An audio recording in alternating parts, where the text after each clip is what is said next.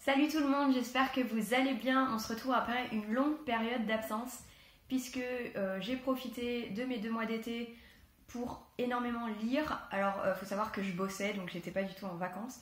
J'ai eu qu'une semaine de vacances qui était vraiment super, mais donc j'ai pas eu 2 mois de vacances. Mais j'en ai beaucoup profité pour lire. Malheureusement j'étais pas beaucoup disponible le week-end pour vous filmer des vidéos. Me revoilà, je suis là pour de bon, prête à vous présenter toutes mes lectures. Alors la première vidéo de cette série, un peu retour aux vidéos, back to school, je vais vous présenter mes coups de cœur de l'été. Pour mes coups de cœur de l'été, eh bien j'ai complètement changé de genre, entre guillemets, puisque j'ai eu que des coups de cœur sur du contemporain, alors du contemporain adulte et également du young adult. J'avais donc envie de réel, de contemporain, d'histoires qui sont en général très touchantes, avec vraiment du fond et qui sont en même temps pleines de douceur et de beauté. Donc vous allez voir, les 4 se ressemblent un peu par leur thème, dans le sens où les 4 m'ont vraiment touchée, ont été puisés au fond de mes émotions, m'ont touchée aux tripes, et donc c'est pour ça que je vous les présente aujourd'hui. Le premier ouvrage que je vais vous présenter, il s'agit d'un ouvrage que j'ai acheté récemment, puisqu'il s'agit de « Tu as promis que tu vivrais pour moi » que vous avez dû voir dans mon dernier book haul. Donc c'est de Karen Pont, ici que j'ai aux éditions Pocket. Alors en fait dans cet ouvrage, on va suivre une jeune femme qui a autour de la trentaine et qui va malheureusement perdre sa meilleure amie, Marie. Évidemment notre héroïne est très affectée par cette perte puisque c'est sa meilleure amie, c'est sa confidente depuis qu'elle est enfant. Elles se sont rencontrées lorsqu'elles étaient voisines, lorsqu'elles avaient 5 ou 6 ans. Donc c'est tout un pan de sa vie qui s'écroule.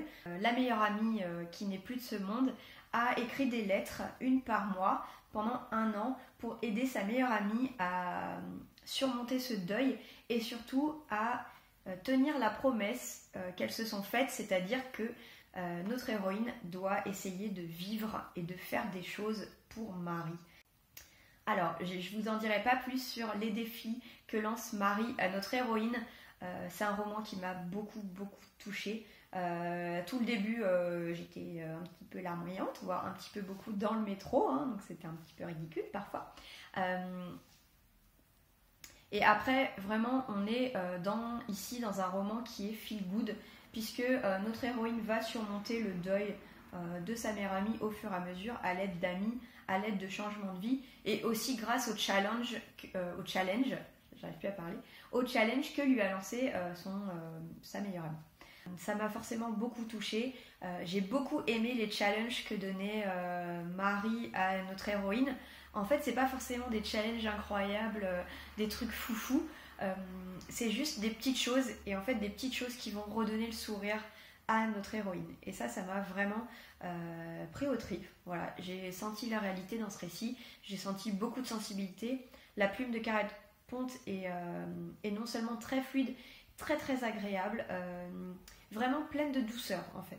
J'ai lu ce livre très rapidement, je pense qu'en une journée il était lu. Il est très court et on est ancré en fait dans le quotidien de notre héroïne et des choix qu'elle doit faire. Elle n'a pas forcément pris les bons choix dans son passé et elle va essayer de corriger ça pour l'avenir en s'aidant des challenges de Marie.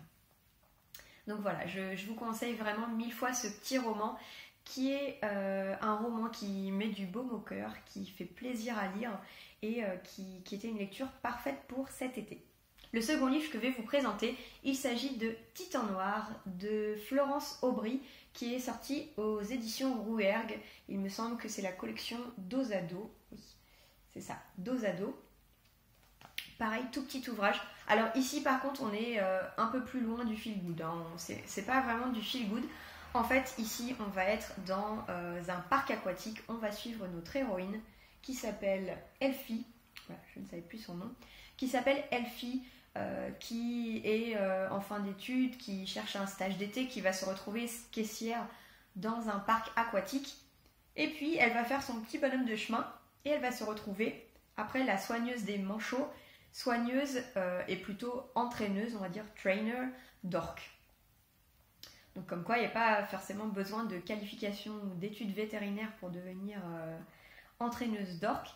Ce livre qui n'est pas une réécriture hein, d'ouvrages qu'on connaît déjà, notamment par rapport à l'entraîneur assez célèbre de SeaWorld, qui a ensuite écrit un ouvrage avec le documentaire Blackfish, que je n'ai pas vu parce que j'ai peur que ça soit un peu trop violent pour moi. En tout cas, on est ici dans la même thématique et ça parle à de la jeunesse. C'est un livre qui est assez accessible, je dirais, dès 13-14 ans. Attention, évidemment, le sujet est dur, mais pour des enfants, surtout des ados en fait, qui sont intéressés par la cause animale, je vous conseille cet ouvrage.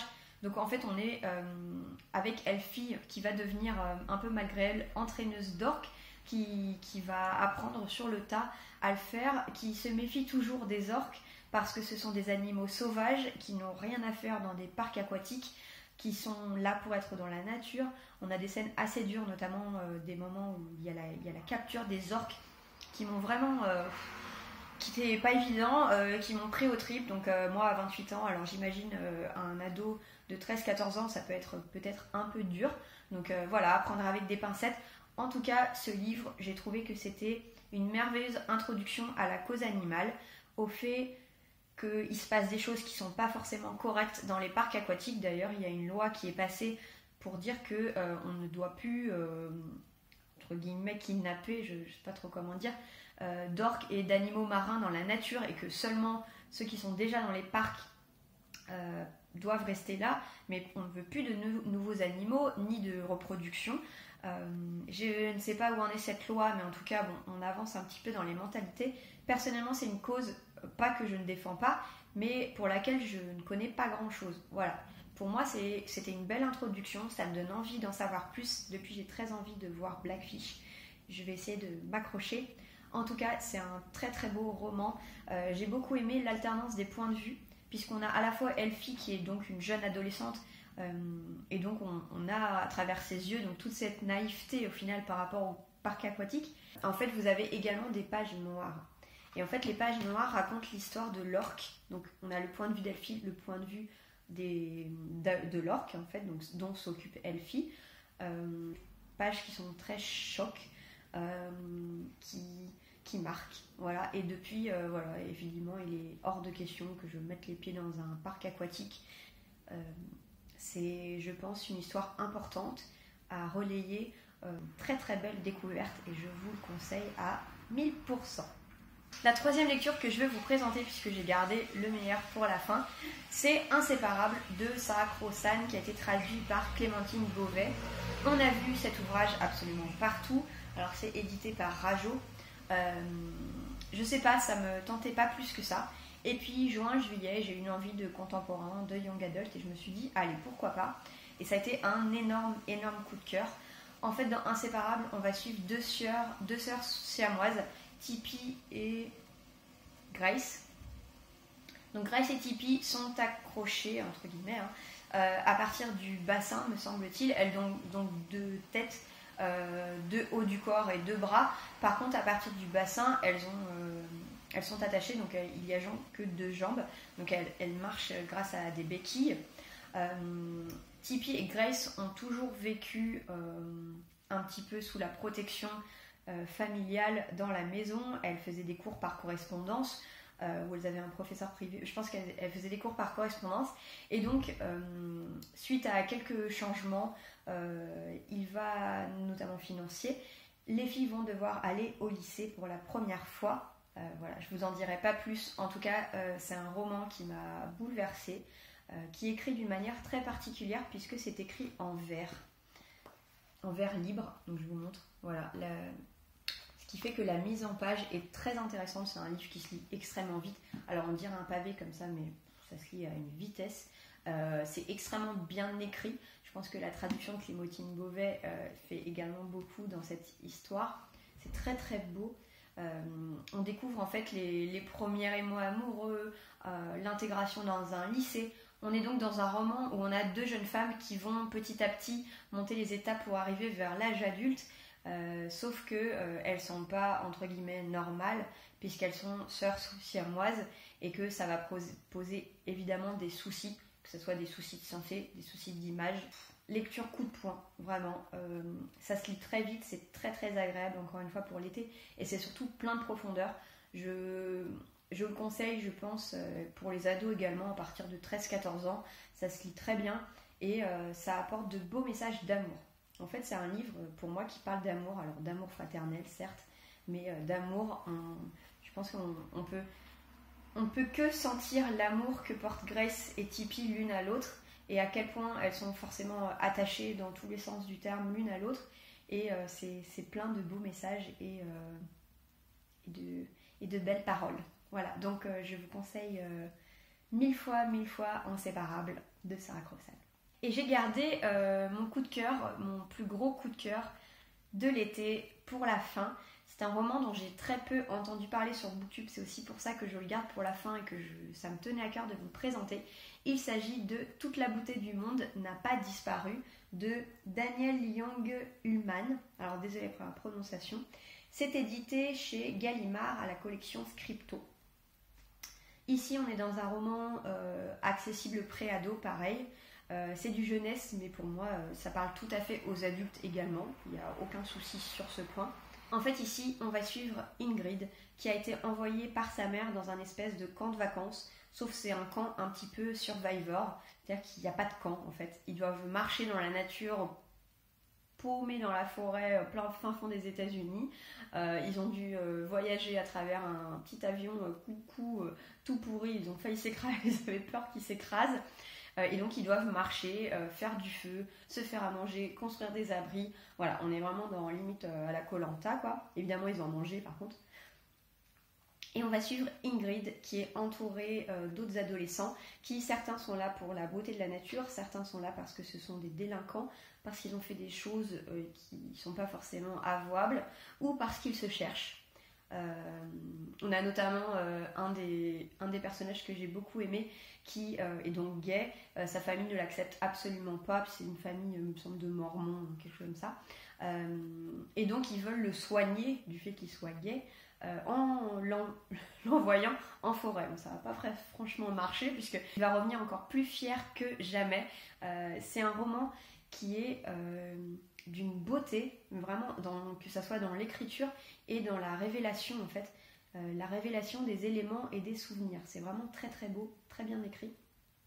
En fait, on va donc suivre Ingrid qui a un journal intime, qui écrit chaque jour ce qui se passe sur le camp, qui écrit ses états d'âme, qui écrit ça sous forme de lettre à sa mère. On voit bien qu'elle est énervée, hein, que sa mère lui a envoyé là-bas.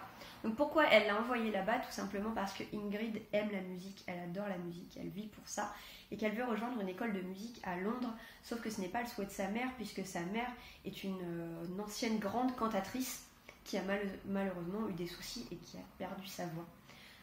Donc la musique, c'est un thème extrêmement tabou dans le foyer d'Ingrid. Ici on est vraiment sur du passage à l'âge adulte, de la construction de soi et finalement de mettre des mots sur des émotions qui ont été dures pour Ingrid. Elle n'a pas vraiment réussi à accepter certaines situations et on va découvrir qu'il y a des secrets de plus en plus sombres autour d'elle et autour de ses compagnons de route dans la forêt. C'est difficile de vous en dire plus parce que c'est un roman qui m'a beaucoup émue aux larmes, qui m'a vraiment touchée en plein cœur et je ne peux pas vous en dire plus à part sauter dessus. Le livre est très très très beau. Voilà. Donc merci encore à ma libraire de chez Filigrane qui m'a conseillé de ce livre. Chef-d'œuvre, vraiment chef-d'œuvre. C'est donc tout pour cette vidéo. Vous verrez mes autres lectures de l'été dans mon bilan du Summer Bingo Challenge. J'espère que cette vidéo vous a plu, que j'étais pas trop rouillée, la luminosité a l'air plus ou moins bien. Je commence à me faire à ce nouveau décor, donc je suis assez contente. N'hésitez pas à me dire quels sont vos coups de cœur de l'été ou si vous avez eu des abandons. Qu'est-ce qui vous a fait vibrer cet été? Ça me ferait vraiment plaisir de le savoir. N'hésitez pas à vous abonner si ce n'est pas déjà fait. C'est gratuit et ça me permet d'avoir un petit peu de visibilité parce que ma chaîne est toute petite et ça me va très bien pour l'instant. De mettre un petit pouce si cette vidéo vous a plu et puis je vous fais de gros bisous et je vous dis à la prochaine. Ciao!